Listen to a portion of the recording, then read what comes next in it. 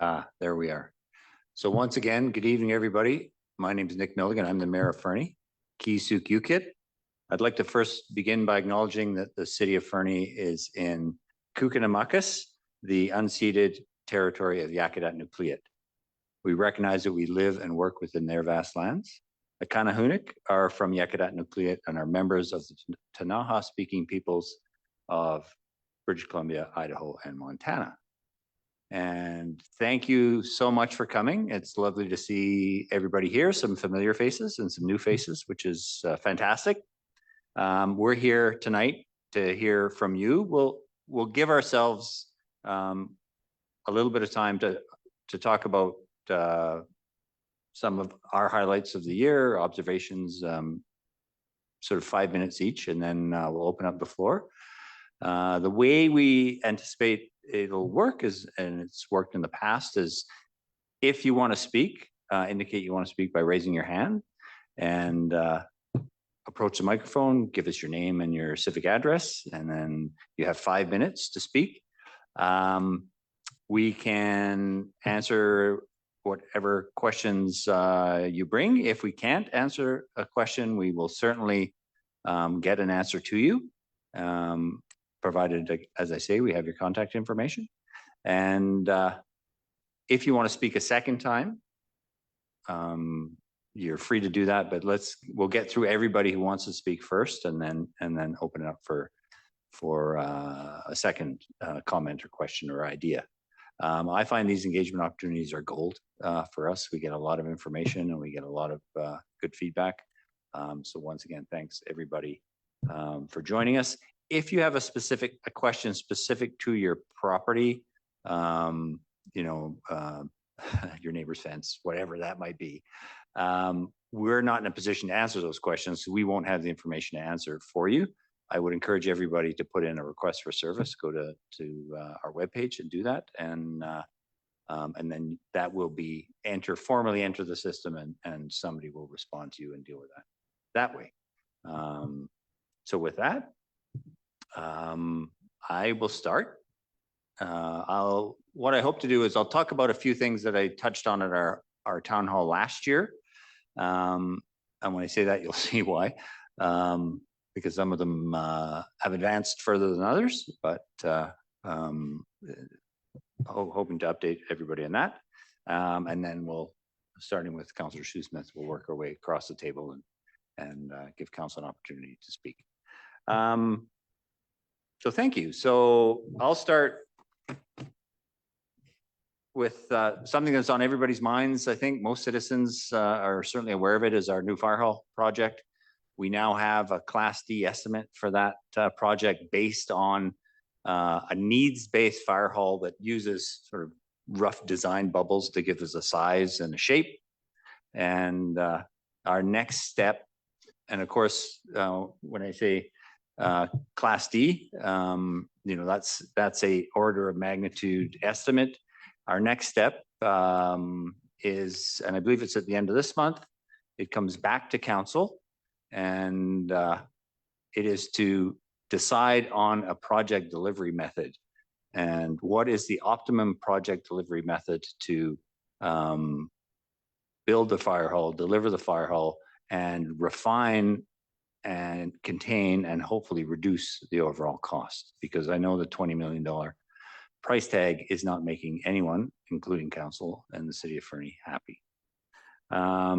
Second, I want to touch on wastewater, which of course is a major topic, or has been a major topic in our community for some years.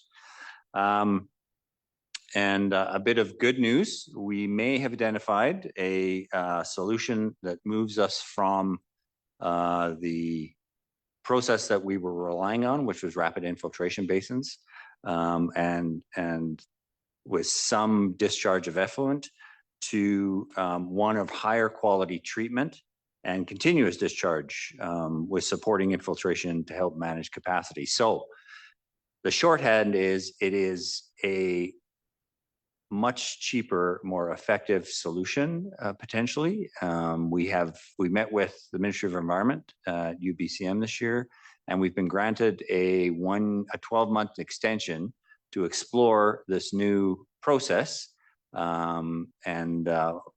With luck, as that draws to a close, we'll be able to report back to the community that we're not in a position where we have to replace our entire wastewater treatment system, like a community like Kimberley has had to do at the cost of, I think, $92 million. Secondary water source. Many of you will recall we started this work with, well, there's a familiar face. We started this work with Tech Resources, and we continue this work with Elk Valley Resources. And that is to identify a new secondary water source. We did drill some test wells up near Cedars, and the flow in those wells proved inadequate to our needs. As well, there was an indication there was some magnesium in that water. And so we have identified 2 other potential sites, one near the high school and one in Ridgemont. And so we're going to do other exploratory drilling to prove up those sources. And we're also currently engaged with Elk Valley Resources on a options analysis to understand what else we need to do to ensure, working with them to ensure continued safe drinking water for our citizens. And please, if you have follow-up questions after any of this, please, when we go to the microphone, feel free to ask. Community center, as we all know, the community center was closed based on air quality and building quality assessments. I wanted to give a shout out and a big thank you to the Fieldhouse Committee, the Citizens Committee that put in yeoman's work, made up of a whole bunch of user groups and interested citizens to advance an option of the Fieldhouse. And I'm grateful that we at the city can contribute $525,000 in cash funding and a commitment to advance a lease for the site. And we're still awaiting approval from the province on the funding reallocation, but that is underway. I wanted to update folks. You'll remember last year I had a schematic put up about the childcare and housing project over near the Aquatic Center. And contrary to persistent rumors, that project is still underway. We have received a commitment of $19 million from the provincial and federal governments to advance that project. But we have an update coming soon from ourselves, the Elk Valley Family Society, who are managing the project, and the Elk Valley Childcare organization, who will manage the childcare portion of that. So it's still underway. The projects, 2 projects I wanted to touch on. The apartment buildings at Whitetail Drive and the Base Camp Hotel. Both those projects have been paused by their proponents. We are still optimistic that they're going to advance, and when we can update you on both those projects, we will, when we have more information. I wanted to touch quickly on our housing working group. Housing Solutions Working Group that a couple of folks in the room sit on, and I'm very grateful to them for that. And through that project, we've advanced the old fire hall project, which is I'll touch on that a little bit later, 44 new units here in town. And we're supporting the Chamber of Commerce in their workforce housing analysis project study, and our working group hasn't met for a while, and hopefully we will rekindle that in the spring and start continue those conversations. The old fire hall project, as I say, 44 units on our old fire hall site, which prior to 1989 was a Firestone tire shop right here in downtown, and 44 rental units, 30% of those will be affordable, which is below 80% of market rent. So, and that's market rent in Cranbrook. So it will be affordable, comparatively affordable to other units here in Fernie. Target for completion of that is February 2027. I wanted to say as well, thank you to every one of you and those who aren't here, who may be watching at home, who've attended our council cafe. That's an initiative of council that the credit actually goes to our corporate officer, Meredith Daniel, who floated the idea. And we try to meet every the first and third Monday of every month. I want to also apologize that it's been kind of sporadic in terms of being able to communicate that to folks. So we'll tighten that up and do a better job, make sure that you're aware when it's happening and that you can attend. As I say, it's a great opportunity to engage, ask whatever question you like, and we really enjoy it. Internally and outward-lookingly, our local government development approvals process is drawing to a close.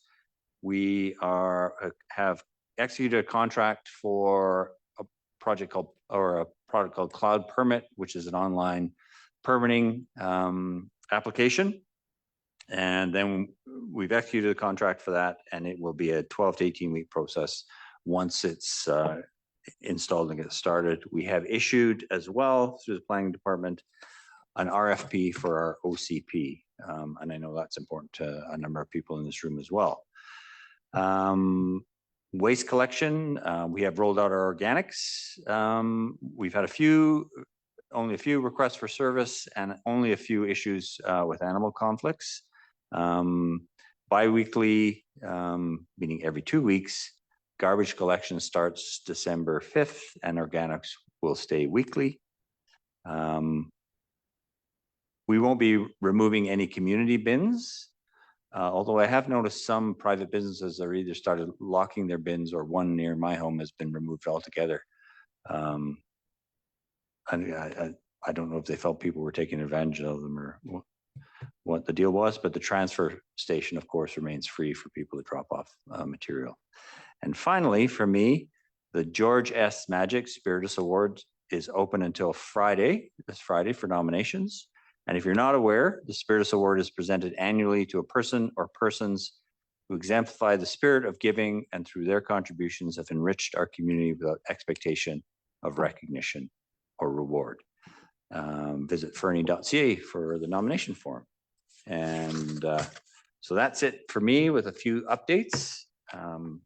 Thank you once again for being here, and I look forward to hearing from everybody, but at this point, I'll turn to Councillor Shoesmith and hand it over to him. Thank you, Mayor Milligan. At the risk of repeating some things, I've looked this out before I heard him speak. Hello, everybody. I'm glad to see a decent turnout tonight. Civic engagement is important, so thanks for coming. It's very easy in a meeting to see only those faces and opinions that are in the room. Easy to become an echo chamber or to simply overlook something. That's why I'm always happy to chat if I have the time, and that's why town halls like this are important. This one is almost exactly the midpoint of our term. So what have we accomplished? What am I here to say? I thought a lot about it this week, went over my notes and such. But in the end, I defaulted to simply saying what I think and see. It's a good opportunity for me to talk directly to the people who care, more so than a regular meeting when you're all behind a camera or non-existent. So here goes. I ran because I was concerned about our infrastructure, our taxation, the general experience of dealing with City Hall. As to our infrastructure, and here's where I'll repeat the mayor a little bit, there are several issues that are moving and several that are not. Flood preparation continues. We have done both paperwork with the province and real work with contractors on our sewage treatment facility. While capacity remains an issue in the future, the system is in a much better state now. The reservoir is also undergoing some repair and reinforcement. Pipes are being addressed as we dig them up in the course of road work. And we're currently working with EVR, as the mayor said, to locate a new location for wells. Is that all? No. We still have many leaky pipes that need replacing. Some of our critical pipes could use some reinforcement or are near capacity.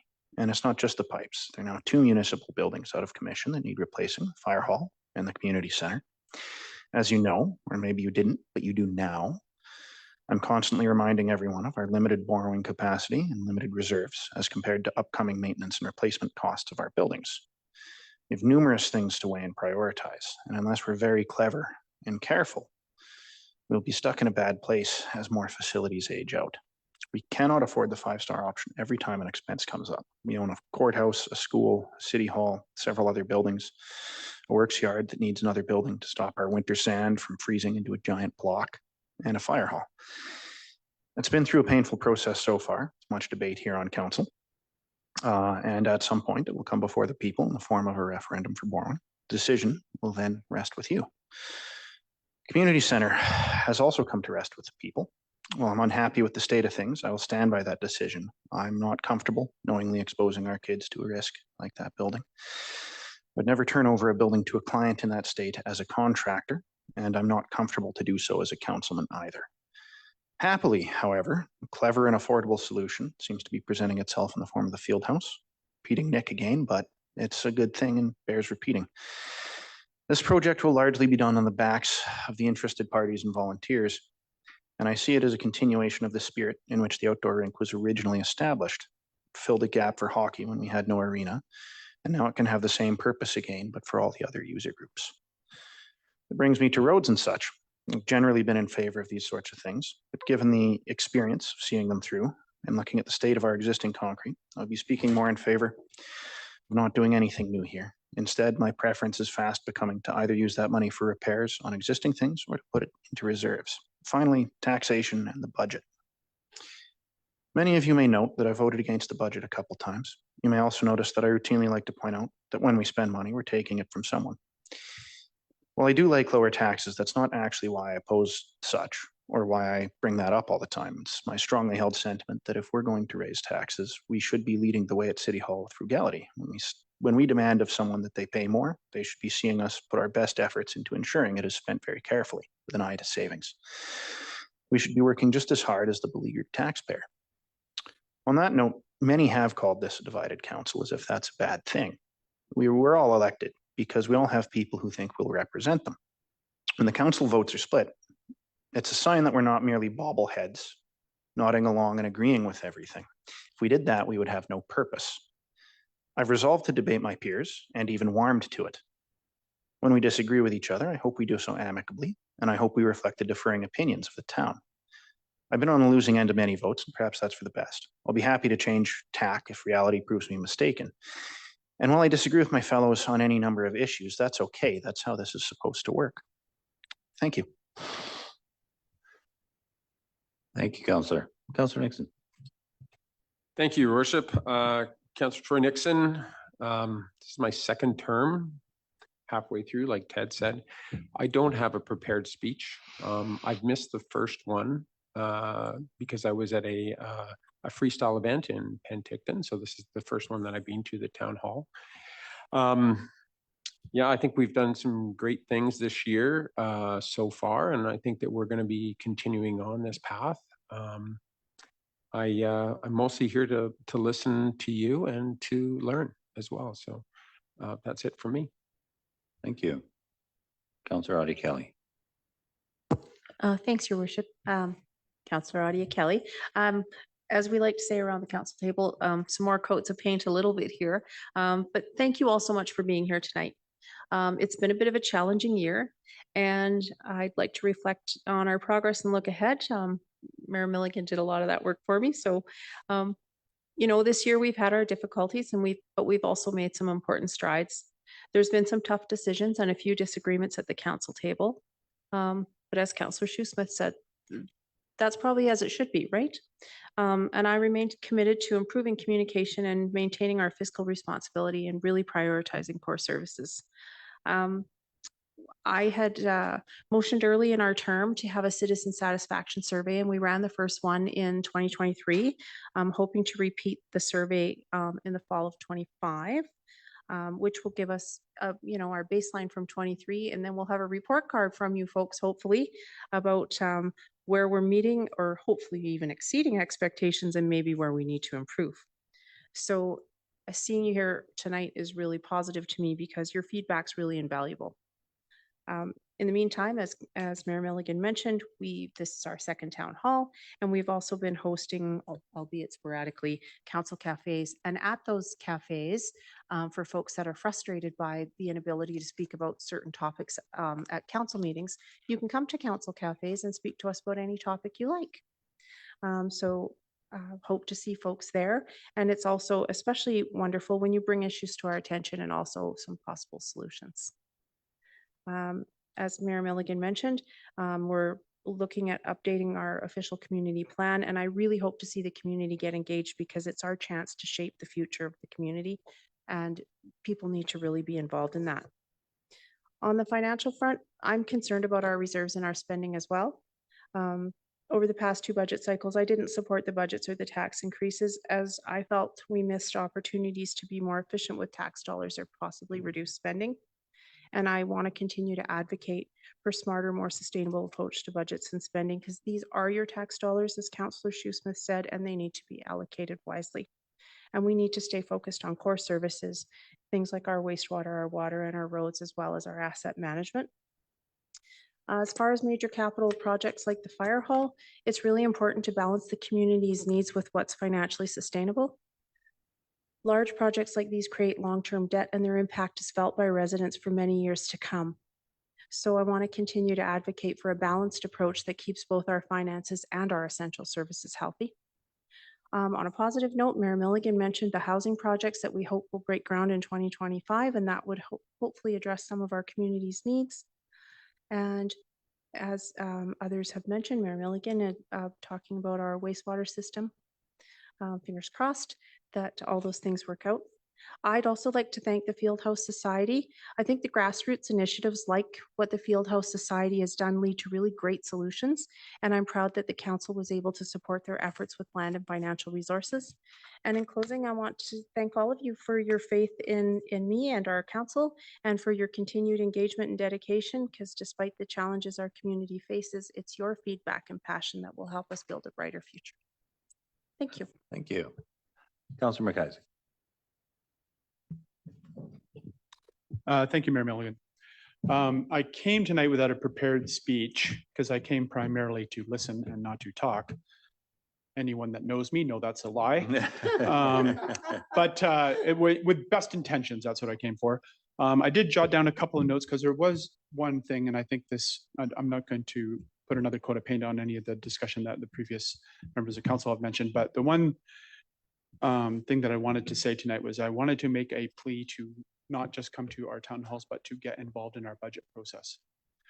Right now, what happens is primarily people get involved in the budget process at the point that something has degraded to where it is no longer providing the service or amenity that people want.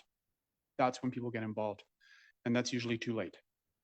At a very high level, how our budget works is we have a bunch of legislated costs and a bunch of legal costs, and then we have a bunch of things that we have to provide for in the community. And these are represented by the input that we receive from the community and the vision that council has for the long term and longevity of the community.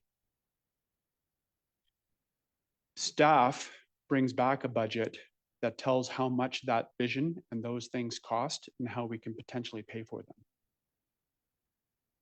If you want to be able to say whether or not you agree with that, you need to engage with the process and tell us, come to a council meeting and say, I think this is important.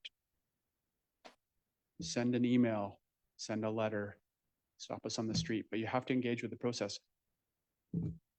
None of us are mind readers. We're very, very interested in what you have to say about it. This is how we make good decisions, is by getting the best input. So please engage with the process.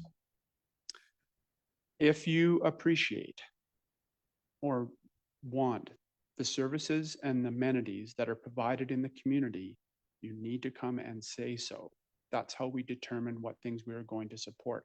That's how we decide where the money goes. It isn't arbitrary. Every single dollar that gets spent by the city in one way, shape, or form comes because of a need or a want of people in the community. Every dollar. So if those are communicated well to us, we make really good decisions. And if not, you might get more division. So anyway, that's what I primarily wanted to say tonight, because I know this is being streamed as well, is that plea to you to get involved. Give us information up front so we make good decisions for the long term instead of doing it after the fact. Oh, and please get involved in the OCP process. It's just as important. Okay, thank you. Thank you, Councillor. Councillor Hamilton. Thank you. I feel like my colleagues here stole my notes and prepared their speeches with what I had written down, but I'm not going to go through the list of accomplishments and successes and issues that we're facing again. I'm here to listen to what the community has to say, what the community's feeling, what your questions are, where you're seeing challenges, where you're seeing successes. But to repeat what Councilor McIsaac just said, you know, for us to make good decisions, we need to hear from you. These opportunities, the council cafes are fantastic for that. Emails, all of our emails are on the website. So the more you engage with us, whether you don't like something, whether you do like something, it's really helpful for us to hear from you. So I'll leave it at that. And I'm looking forward to hearing from everybody tonight.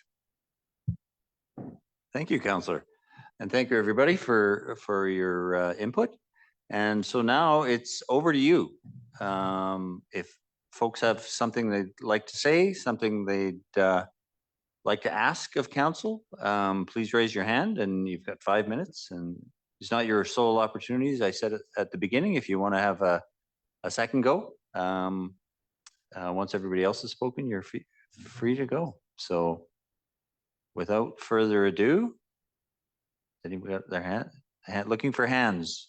Volunteers. It's going to be a very short evening, which is not bad. I mean, people are people are busy, but happy to hear from folks. Any ideas, you know, advice for council? That's what we're here for. Mr. Inglis.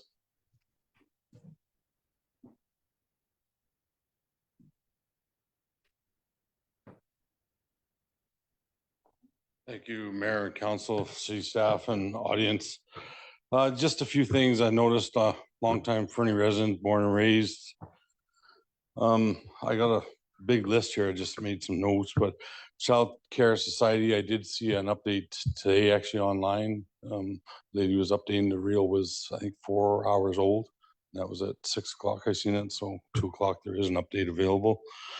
I was just wondering with the outdoor, you mentioned the new facility that's going to go by the pool. So I haven't heard no talk of what's going to happen with the outdoor rink that was donated. I haven't heard not one whisper of that. Is there an update for that? Yeah, I don't think, you know, I'll take the first kick at that. I don't think there's been a final determination as to what will happen with the boards and the that infrastructure. It won't be operated this year because we don't have services, the ability to service it this year. But there was a conversation at the council table, and I don't know that we ran it to ground about finding an alternate location for it, either in the community if somebody else wanted to set it up and run it, or potentially, and this was just council spitballing, was, you know, maybe RCR or you know, the resort, if there was a space they wanted to use it, to keep it close to home. And maybe the resort would be better in terms of higher elevation, longer use period, but it hasn't yet been run to ground. Yeah, so isn't that something that should be important to communicate to the public instead of you've talked about it at council when nobody else has heard of it? I've never seen no literature or dialogue of it. Oh, absolutely. And when we make a decision or determination, we'll certainly communicate that to the community.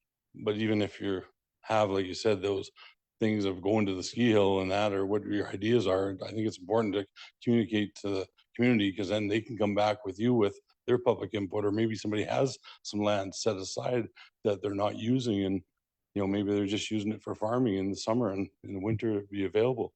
Yeah, I think if you keep the community updated, you'll get more opportunities from maybe businesses or individuals that have land around the city. No, I appreciate that, Mr. Inglis, but we can't, you know, every issue that comes up at the council table, the venue to keep informed is to attend or watch the council meeting online. That's where all the conversation happens.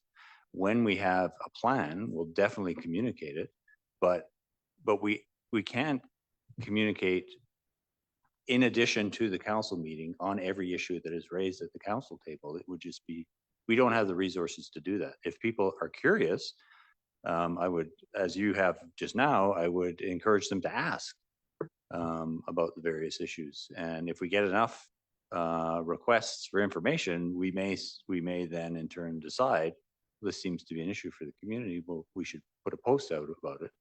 But it is very much sort of a needs-based process, and every issue that's discussed at the council table is available to the public at either in the minutes or at the meeting or on the recorded meeting.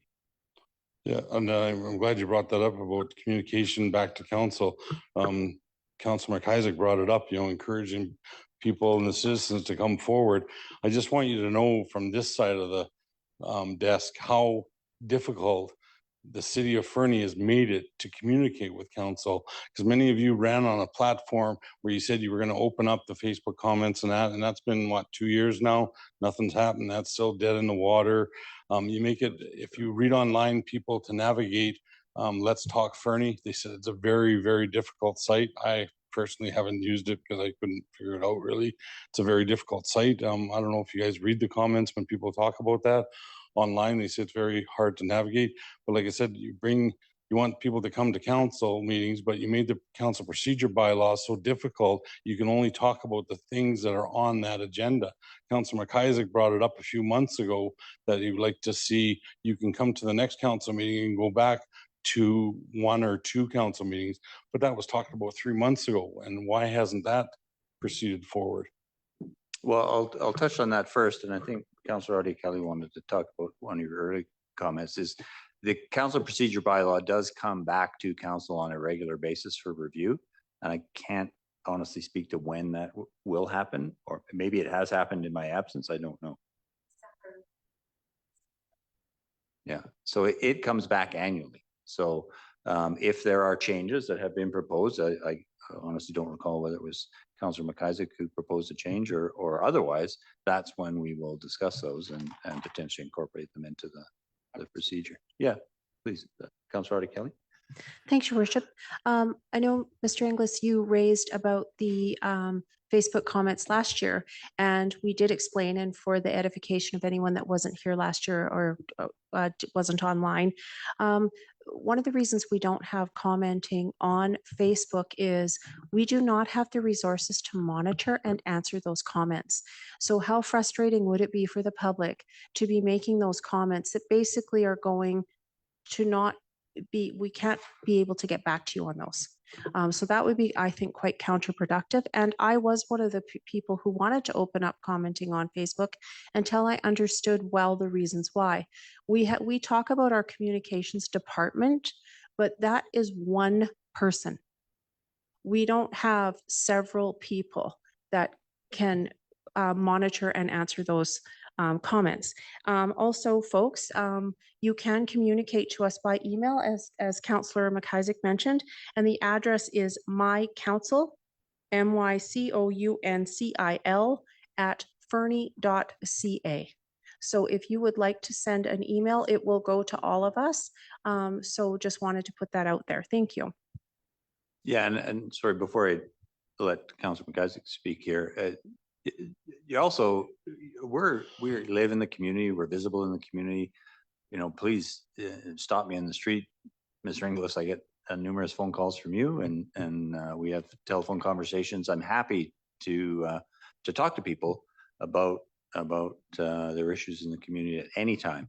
I get lots of email. I get texts.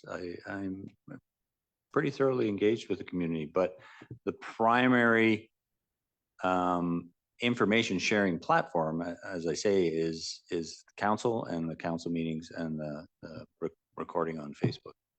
Councilor McIsaac. Thank you, Worship. I just want to address your comments, Mr. Inglis, in that the comments that I made at that particular meeting with regards to the potential for allowing during the public input period, people to discuss items that had been on the previous agenda.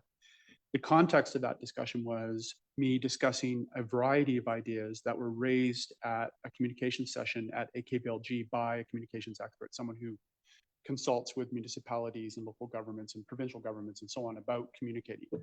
They raised a number of issues and possibilities. The majority of which was that most communities are doing away with public input sessions altogether because they tend to be fairly non-productive. And they are suggesting that councils move to more informal input sessions like town hall sessions, council cafes, those types of things that are more productive, that people can be more wide ranging and have more opportunities to speak about. The idea of bringing back from a previous one was one amongst many different ideas that were brought forward. All of these things will be discussed at the time when we discuss the council procedures bylaw. Thank you. Mr. Inglis. Yeah, and maybe just an update. I know you were talking about the garbage bins and that. Mayor, maybe you have some more input on RDK removing recycling bins as well? Yeah, RDK, just for those who aren't aware, as Mayor of Fernie, I am also a director on the RDK board. And at the last meeting, which unfortunately I wasn't in attendance at, and maybe I'll turn to my alternate, Councillor McIsaac, who was, I understand there was a decision made to phase out the yellow bin program. The yellow bins, of course, are the recycling bins that we see a lot of in the community of Fernie. As I understand it, the reasoning was, and because it came up at the Area A Town Hall on Monday evening, that if we take our materials to and sort our materials and take them to the landfill, we get money back from Recycle BC. We being the RDK and all the taxpayers in the region, we collectively, including the citizens of Fernie, pay for solid waste service through the RDK. The yellow bin program is not a Recycle BC program, and where Recycle BC will pay us, we pay pretty extensively. I think it's 1.5 million to extend that for another year, the yellow bin program around the region. So a decision was made at the RDK board to phase out those yellow bins. Is that? Yeah, you've hit the high points there. The Recycle BC program costs more than it brings in. And I think the number is just under 1.5 million for the renewal. Whereas, or sorry, the yellow bins rather. The Recycle BC has actually already earned this year at the meeting that I was at, it was getting close to $250,000. So that's a pretty substantial difference between spending or being paid. So it makes very little sense to continue doing the yellow bins with those numbers. So I can well appreciate that. So what is the plan for the city moving forward? Just this was announced by the RDK, I think 2-3 months ago, but haven't heard no whispers from the city officially. What is their plan moving forward to go with recycling within the community? Well, we do have, of course, curbside recycling, and we have the transfer station immediately on our doorstep, as it were, across from Home Hardware. And so those will still, of course, be available. If there are other measures, it hasn't yet come to council. That it was decided at the RDK board. I don't believe it's yet been communicated officially. I stand to be corrected to council. So then we will have to, in response to that, develop a plan to see what's next. Because in our community, we get, we have a lot of people who are here on the weekends, for example. They visit. They have second homes. They like to get rid of all their recycling at the yellow bins on their way home. And so, yeah, it's going to be a change of service, but we'll have to analyze and understand what that looks like. Okay. And then back, Mayor, when you were speaking, you were talking about the planning committee, and did you say 12 to 18 months with this new permitting? Well, it's sort of implementation to optimization. So putting it in place, making sure, working with all our proponents, all our builders, developers in town to ensure they understand it. And by 18 months, it's meant to be fully functional. Mr. Bornowski. Weeks, sir. From Weeks. Start of implementation. Okay. So the cloud permit software executed the contract. Oh, it is weeks. And then once that project starts, yeah. That's not from today. No. That's after probably 4 or 5 weeks of planning that implementation. And then there's going to be stakeholders, including the Canadian Home Builders Association representatives, local developers, to consult with on their user experience on the outside, for them up to the staff. A big part of this is it is integrated directly with our enterprise system. So how do we do accounts receivable, track permits, and then also link it to the mapping system. The council last budget. With a lot going into it, and it's sort of integrated with our enterprise. Not nothing, but it's. Thank you, Mr. Boranowski. I do apologize, folks, because I did misread that. It is 12 to 18 weeks on my notes as well. So apologies for that. I didn't want to mislead anybody. How are we doing for time for Mr. Inglis?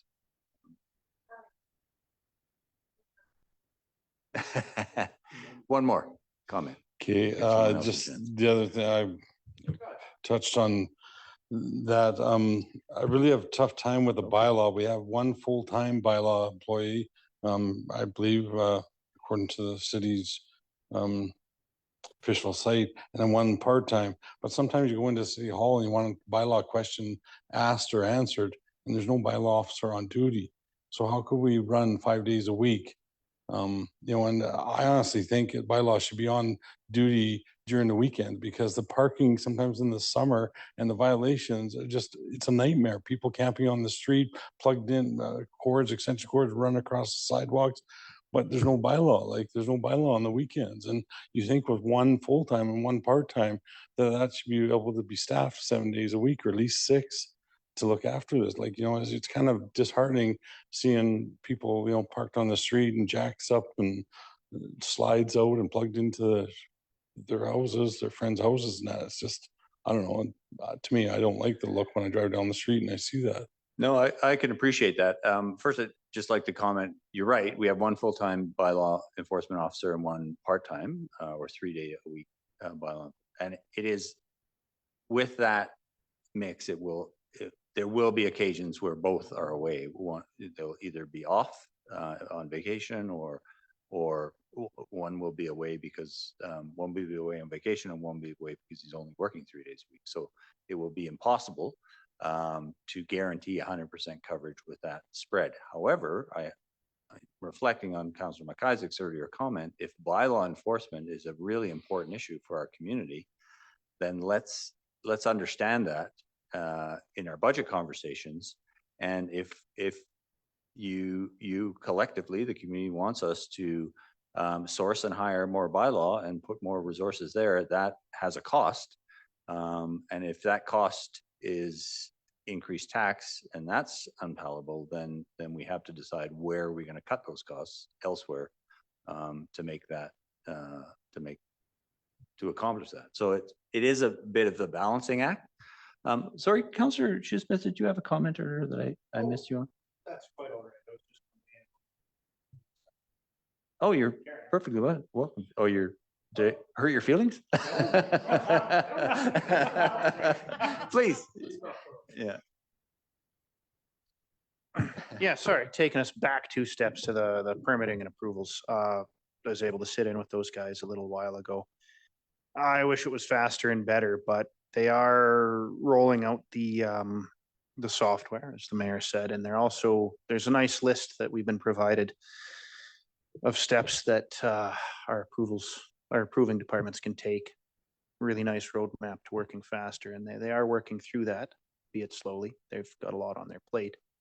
Fairly small group of people, actually. They fit around one table, and they're also doing the OCP and everything else. So yeah, I was just going to mention they are working on things, but it is slow. I also wish it was faster, but again, small group of people. Yeah, just to touch on that, one final comment I'll make.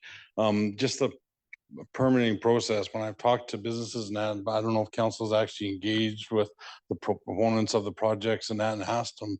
But one thing I would like to know, former council, I think he was 4 terms, Councillor Iden, went through, built a new building, and he said it was the most frustrating experience he ever had to dealing with the permitting process, 17 months with the city. can you imagine the costs of labor and materials and that? If you're waiting 17 months from the time you did the application to the time you got the permit to start your building? Like that is just, that timeline that doesn't make sense in any world.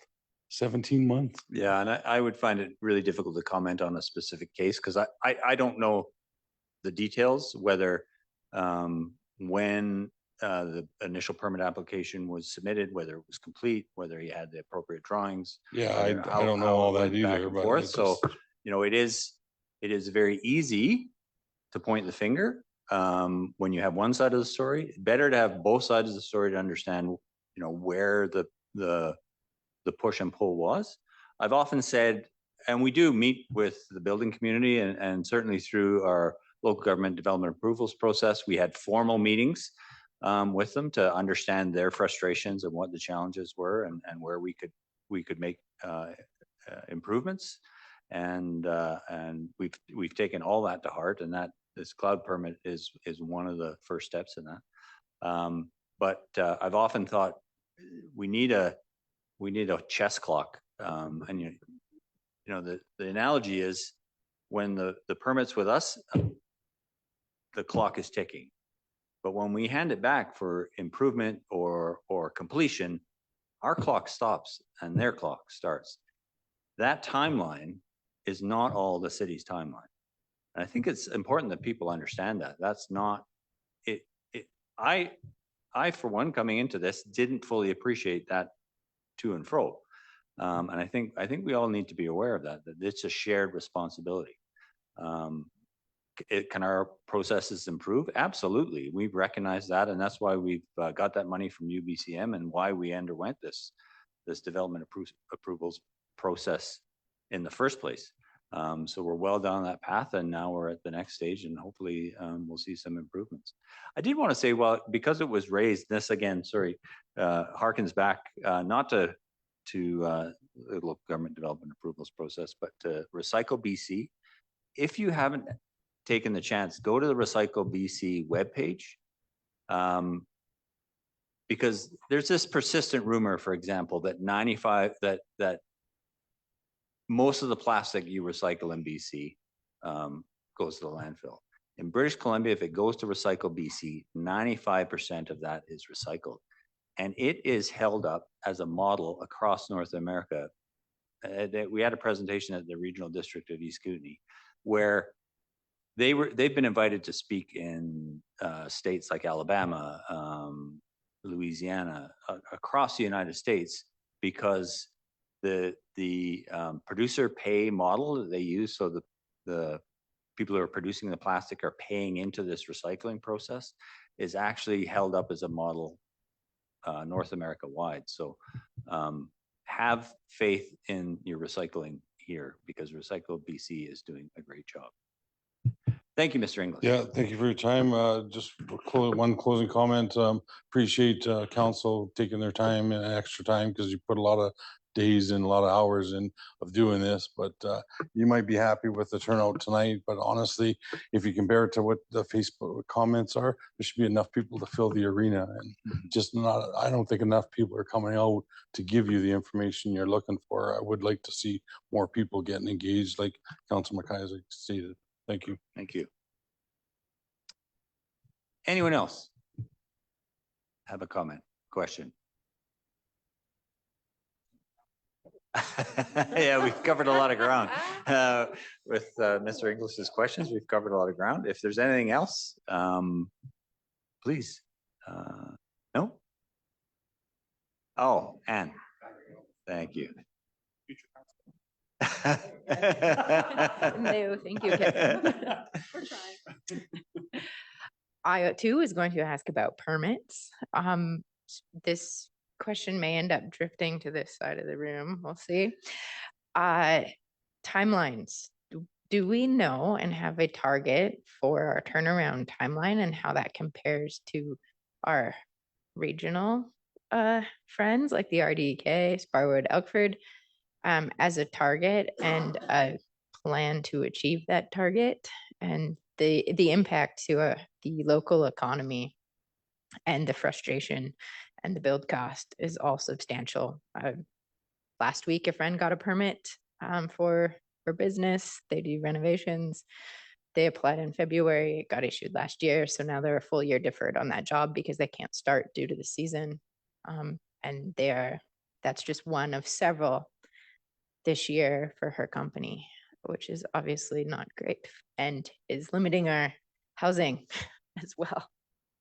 Councillor Shoesmith. Thanks, Mayor Milligan. Yeah, as most of you know, and some people don't, I'm also in that industry and can second a lot of that. To the first part of your question there about tracking and comparing these things, I was able to sit in on one of their meetings the other day. With the new cloud software, that tracking will happen automatically. Like they'll have that data set there. It's just baked into it. So that'll be hopefully something we find very useful. And to back things up a little earlier to some of what Mr. Inglis had to say, and not about that specific project, a lot of those delays stem from consultants. I mean, how things go is the city has it, sends it back, you need a consultant. So you engage a consultant, you spend the time and the money, and then you bring it back, and you need another consultant. It's painful, and I wish it was better. Changing things, structures and organizations while they're working, as I'm learning, is very, very hard. I wish it was easier. Like I am upset as well. I kind of want to smash everything with a hammer, but that doesn't help. That will only make it worse. So yeah, they are working on getting that data. And I think as we have better tracking and better data, we'll be able to see it. I think part of it's a cultural thing that takes a long time to shift.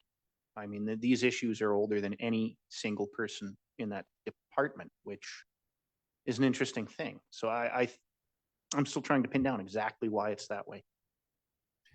Yeah, and if I could comment, I wouldn't necessarily call it a cultural thing necessarily. As just reflecting on something Mr. Boranowski talked about is we need better integrated. We need a integrated system. What we don't have now is a fully integrated system. So our enterprise software, our GIS software, our permitting software, all need to speak to each other. So it isn't a manual function of somebody brings in a permit, it's checked for completion. We do, and we recognize this, we accept incomplete permits at our peril because it just delays the process, and we need to be firmer about saying it's not complete it, bring it back. These are the deficiencies. Cloud permitting will help that, but the manual process now is you receive a permit, assuming it's complete. Internally, we then have to verify the lot, what the requirements might be of the lot. The one example I can think of is geotechnical, right? Somebody submits their permit, it isn't immediately apparent because nobody has every lot in their head and know exactly what the requirements of that lot are. So it has to be checked against the GIS system, which is a separate manual process. And then the proponent has then said, well, you'll need a geotechnical assessment. You'll have to find a geotechnical engineer. To Councillor Shoesmith's process, comments, it is labor and way more labor intensive than it needs to be. Once all those things are integrated, the cloud permit software will be able to speak to the GIS software and say, well, this lot has these constraints. And so you'll know that right away. So it will be a vast improvement. It's our systems are, I would suggest they're solid, but they're slow and they're all manual and they're all human based. And the more we can automate those things, the better we'll be. I don't know about turnaround times and targets. It is funny to me because every housing conference I've attended since I was in this job, everybody talks about how good their turnaround is. And when they're questioned, it's always, that's the ideal circumstance, right? They get a complete permit. They know exactly what the lot is. The lot has no constraints. Then, everybody, I think, on the whole, struggles with the same thing, which is why everybody is doing the same thing. They're all going to automated permitting software that integrates with their whole system, so that it removes those going down the hall with a piece of paper to say, what about this lot? So I know that's not a complete answer, Ann, but that's where we're hoping to be, that it'll be that much quicker, sleeker. It'll provide deficiencies immediately up front when the permit's submitted, and it'll turn around things a lot faster. Yes, we're all hopeful. Yeah, people have seen real success with it, so we're hopeful as well. Thank you. Thanks, folks. Thank you. Anyone else?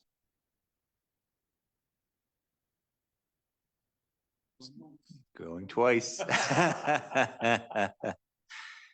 Well, with that, just once again, thanks everybody for coming out.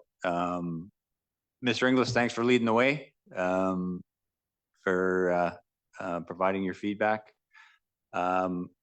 As I say, we'll do a better job with the council cafes. We'll make sure it's advertised. I will take complete ownership of that, because I was telling council before we started, when you do the first and third Thursday of every month, it doesn't automatically go in your calendar that way. You have to enter every instance of it. And I did that for myself and didn't send it to anybody else, including our communications department. Just for the record, because he just said that a lot, it's first and third. Monday, sorry. Sorry. Thank you. 7 of us. Yeah, and I've been away for 5 weeks, so I apologize. I am a bit rusty. Yeah, so we'll make improvements to that, but that's wide open. Like, you can talk about any subject, any issue. If you're frustrated, if you're happy, if you're keen to bring us an idea, please do that. Yeah, I see your hand up, Mr. Inglis. Yes.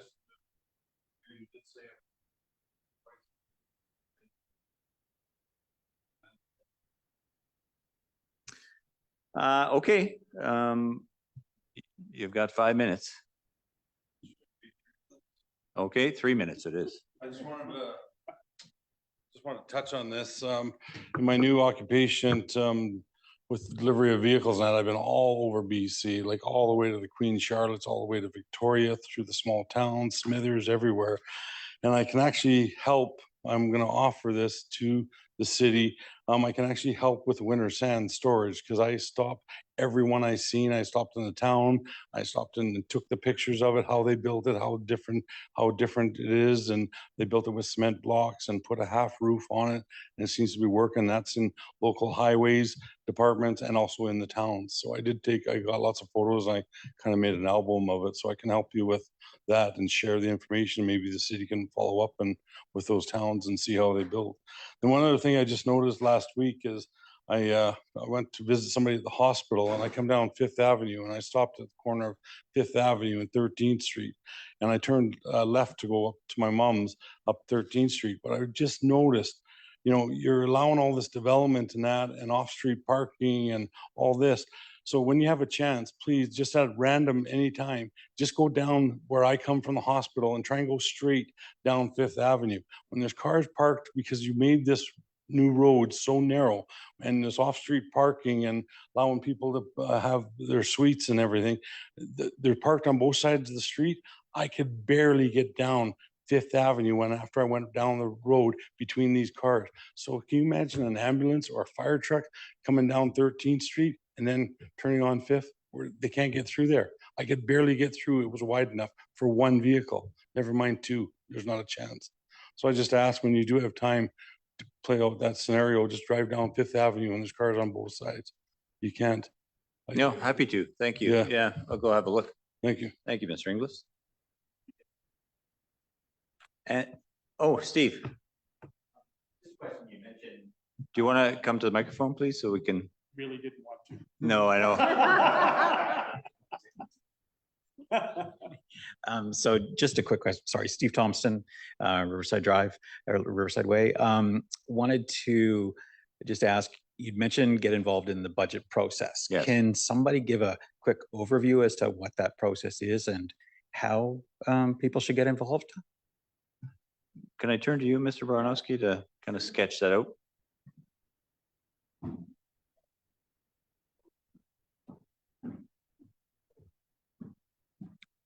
Thank you for the question.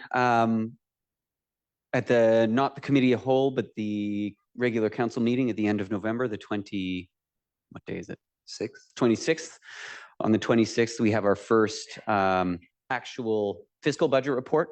Welcome to come and attend, look at that information package. Council is going to, based on a series of guiding principles they endorsed earlier this year, or reviewed and then endorsed earlier this year, will then provide us as staff input on the direction we should head. And we will be presenting a very preliminary potential tax increase on if all of the services at the same service levels were to stay generally the same, based on what we know on inflationary costs and general pressures that are some of which are out of our control. Then based on that, staff will take it away, and in the new year, we'll start to have a series of public meetings, an online consultation, and a budget open house as we do. So it's just starting. Our first meeting and very preliminary tax rate discussion will be on the 26th of this month, November.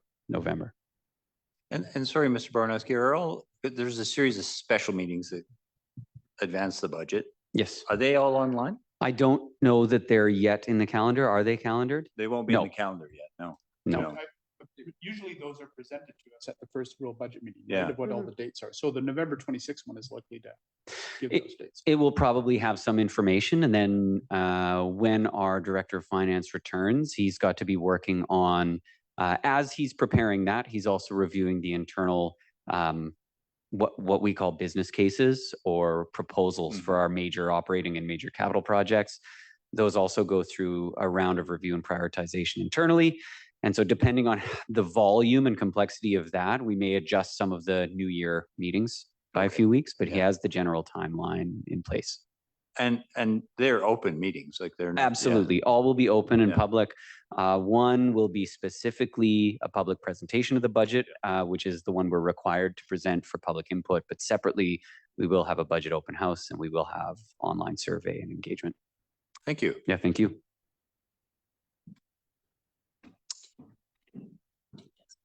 Can I just make a No. comment to that, Your Worship? Yeah, please.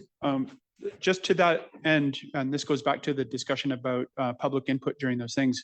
When the budget is on the agenda, you can come and talk about anything on the budget, right? So that's a carte blanche to talk about anything that's really budget related if it's on the agenda. So use that opportunity. Yeah, and look at the budget documents because they're incredibly detailed, and so you can pick out,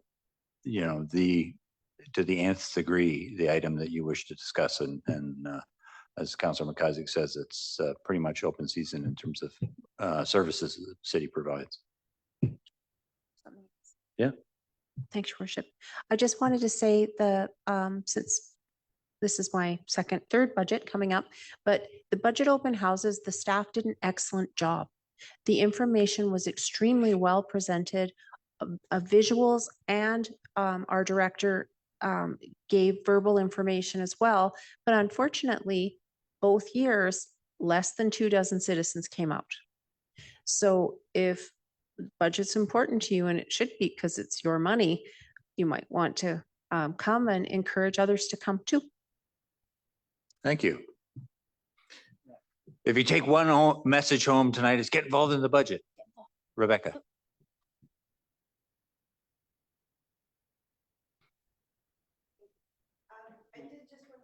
Oh, yeah. This one? No. Yeah. Sorry. You got it. So I wanted to say thank you for implementing the organics recycling program. But I realize it's very early days yet, so it'll take a while for us to figure out how that's going and whether it's going to be successful, and I hope it is. But I was very disappointed that it only applies to households, not households, standalone houses. It doesn't apply to apartments. I live in an apartment. I live in a complex of 60 apartments. I don't know what the total number of apartments is in Fernie, but I'm guessing several hundreds. And I don't know which ones of those have access to this program. I'm assuming most don't. And that's a lot. And as we increase densification in Fernie, that I feel like that should be something that is considered whenever we're implementing programs. It should apply to every resident, not just those who have houses. And I'd like to see that expanded. And I was a little disappointed to hear that the yellow bin program is going away. Again, I don't have recycling at my apartment. Mhm. If we're going to get rid of recycling for the community, it would be nice to see some kind of requirement that apartments have recycling facilities at the apartments. I don't know, again, I don't know which ones do and don't, but I don't have that. I have given over my storage, my very small storage cupboard in my apartment next to I've given over pretty much the entire thing to my recycling so that I can do all of my recycling, and then whenever it's full, I take it all down to but I work Monday to Friday. I don't have every weekend free to go and do recycling. And so being able to take recycling to the transfer station, I do it. I'm pretty sure most people don't. Yeah. And so it's going in the garbage and asking people to drive all of their recycling out to the transfer station. Again, it's not just about the cost of the actual program and the bins, like there's the environmental cost of everybody driving single vehicles out there. So just keeping that in mind, and especially with apartments, it would be nice to see that those are facilities that are required when there's apartment buildings going in. Very much appreciate that feedback. Yeah, because those are important considerations, and I hadn't considered that with the yellow bin, but there may be an opportunity. Maybe not with existing apartment developments, but future multifamily that the owners be required to provide centralized recycling and organics. But that's really good feedback, Rebecca. Thank you. Thank you. Yeah. And I think Councillor Councillor Shoesmith? Shoesmith, that's all.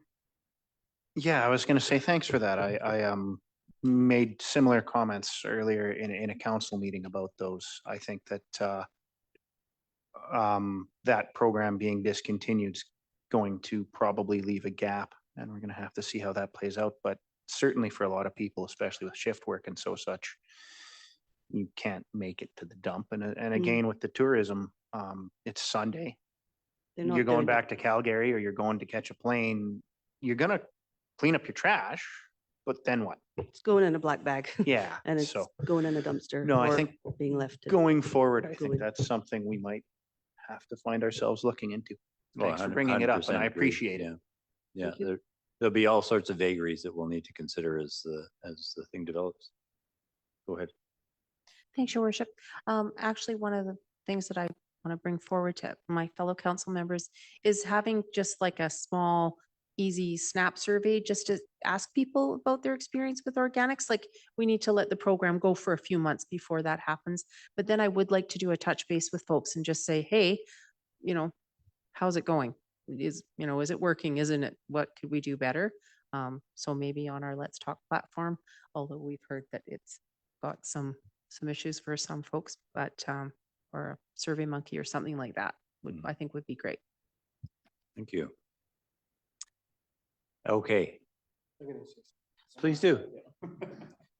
Thank you, Your Worship. Yeah, so one of the things that I guess we didn't discuss, and maybe Councillor McIsaac discussed a little bit, is AKBLG. And I've been very proud for this council at our conferences that we go to. We go to the Association of Kootenay-Boundary Local Government, and which is regional, and we go to Union British Columbia municipalities, and we meet with ministers, and we meet with ministry staff. We also go to the Federation of Canadian Municipalities. And I think we've done an excellent job at all these conferences. Councillor McIsaac and Councillor Hamilton are both on AKBLG. And so we're well represented in that as well. Mayor Wilkes is our UBCM representative as well. One of the big things that we did last year was we had three resolutions? I think it was 3 resolutions. And I think they were passed at UBCM. One was for, we need more money. We can't rely upon the current framework. We need a new municipal growth framework for our communities. We need 1% of GST. We need to be able to install a sales tax or something, because relying upon property taxes is just it's not sustainable, right? So we need to go elsewhere for some money. So I think we did a good job last year. So, and I'm looking forward to next year as well. So, but that's about it. Okay, thank you. Once again, thank you everybody for coming out. We won't keep you any longer. Council Cafe, watch for it on our Facebook page or our Fernie website. We'll be more regular. The next one is the third Monday of this month. We know? 18th. The 18th. It's right here and they serve lunch. You have to buy it.